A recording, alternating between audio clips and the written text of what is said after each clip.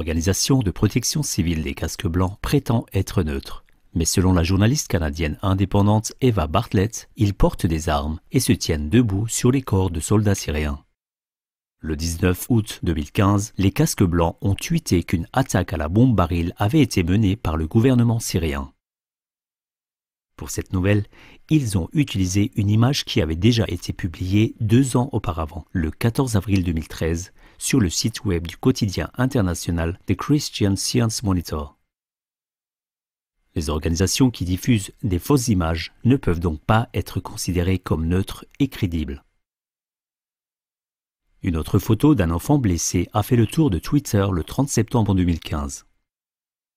Selon les casques blancs, l'enfant aurait été victime d'une attaque russe à Homs en Syrie. La même image avait toutefois déjà été publiée sur Twitter 5 jours plus tôt, le 25 septembre, par le Syrian Network lié aux casques blancs. À ce moment-là, la Russie n'était pas encore en guerre. Elle n'est intervenue en Syrie qu'à partir de 30 septembre 2015, soit 5 jours après la première publication de l'image.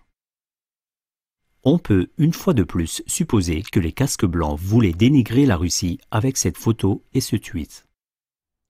Le portail d'information RFS, Revolutionary Force of Syria, en français Force révolutionnaire syrienne, a récemment mis en ligne une vidéo de sauvetage simulé des casques blancs. Dans cette vidéo, les sauveteurs casques blancs restent d'abord immobiles pendant quelques secondes avec une prétendue victime de bombardement, tandis que la caméra tourne autour des acteurs. Au signal, l'action commence et il y a de l'agitation et des bruits de voix. Le film a été retiré des médias sociaux de la RFS quelques heures plus tard. La justification des casques blancs pour le film était la suivante. Nous espérons créer un lien entre l'horreur de la Syrie et le monde extérieur. Après cette action, de nombreuses personnes ont remis en cause la crédibilité des casques blancs. La journaliste indépendante Vanessa Billey, qui a fait un reportage sur place, a démasqué l'organisation humanitaire comme étant un groupe de soutien aux terroristes. L'objectif des casques blancs est de produire une propagande anti-Assad. Cette vidéo semble donc également faire partie de cette propagande.